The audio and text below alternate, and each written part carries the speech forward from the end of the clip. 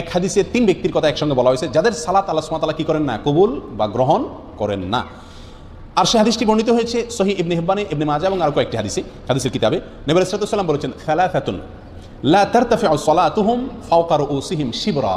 3 ব্যক্তি আছে যারা নামাজ পড়লে তাদের নামাজটা মাথার 1 বিঘত উপরে উঠে না, আল্লাহর আরশ পর্যন্ত যাওয়া তো পরের কথা, অর্থাৎ তাদের এই সালাত আল্লাহর কাছে কবুল হয় না। সেই লোক কারা? হতভাগা। রাজুলুন আম্মা কওমান ওয়া হুম লাহু কারিহুন। 1 নম্বর হলেন ওই ব্যক্তি যে ব্যক্তি কোনো এলাকার মানুষের মসজিদের ইমাম, তিনি ইমামতি করেন, অথচ মুসল্লিরা তার উপরে অসন্তুষ্ট বলতে ন্যায়সঙ্গত কারণে অসন্তুষ্ট। আজকাল তো হুজুররা চলা একটু বাঁকা হইলেও পাবলিক বলে না হুজুর পছন্দ না। তো হুজুরের ব্যক্তিগত কারণে যদি আপনি অপছন্দ করেন সেটাতেই হুজুরের কোনো কিছু আসবে যাবে না, ওটাতে আপনার কপাল আপনি পড়বেন। কিন্তু যদি যুক্তিসঙ্গত কারণে লোকটা বেদাতি, লোকটা খারাপ মানুষ, লোকটার ভিতরে কোনো বদভ্যাস আছে, সেই কারণে যদি পাবলিক তার প্রতি অসন্তুষ্ট থাকে, তাহলে এই ব্যক্তি জেনে শুনেও পাবলিক আমার উপর অসন্তুষ্ট, আমার কোনো চরিত্রের দোষের কারণে, তারপরেও সেই ইমামতির আসন ধরে আছে, আঁকড়ে আছে, তো এই ব্যক্তির ব্যাপারে এই কথা আসছে যে তার সালাত তার মাথার 1 বিঘত উপরেও উঠে না, অর্থাৎ আল্লাহর কাছে কবুল হয় না।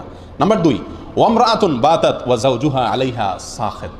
ওই মহিলা যিনি সারাটি রাত কাটিয়ে দিলেন অথচ সারা রাত তার স্বামী তার উপরে অসন্তুষ্ট। আমাদের মা বোনদের মধ্যে এই সমস্যাটা ঘরে ঘরে কম বেশ আছে। স্বামী স্ত্রী ঝগড়া লাগবেই, এটা চিরন্তন বিষয়।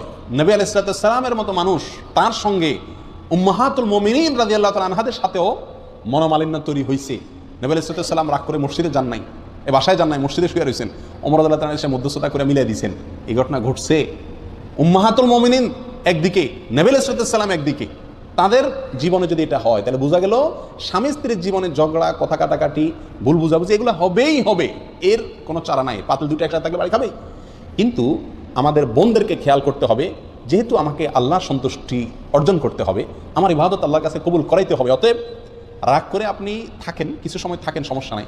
সারাটা রাত স্বামীর উপরে রাগ করে আপনি থাকিয়েন না, অন্তত রাতের কিছু অংশ গেলে রাগটা মিটানোর চেষ্টা করেন। যদি স্বামী অন্যায়ভাবে রাগ করে থাকে, গায়ের জোর রাগ করে, সেটা ভিন্ন কথা। যাই হোক, তাহলে দ্বিতীয় হলেন ওই স্ত্রী যিনি সারাটি রাত কাটিয়ে দিলেন অথচ তার স্বামী তার কারণে তার উপরে কি অসন্তুষ্ট। যদি স্বামী অন্যায়ভাবে অসন্তুষ্ট হয় এবং তাকে সন্তুষ্ট করার কোনো জায়গা না থাকে, গোয়ার টাইপের হয়, তাহলে ভিন্ন কথা।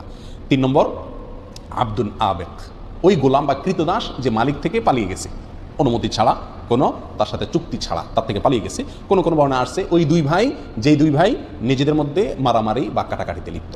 তাহলে এই হাদিসে 3 ব্যক্তির কথা আমরা পেলাম, আর আগে 5 জনের কথা বললাম, তাহলে মোট 8 জনের কথা পেলাম যাদের সালাত বা ইবাদত আল্লাহর কাছে কি হয় না, গ্রহণযোগ্য হয় না।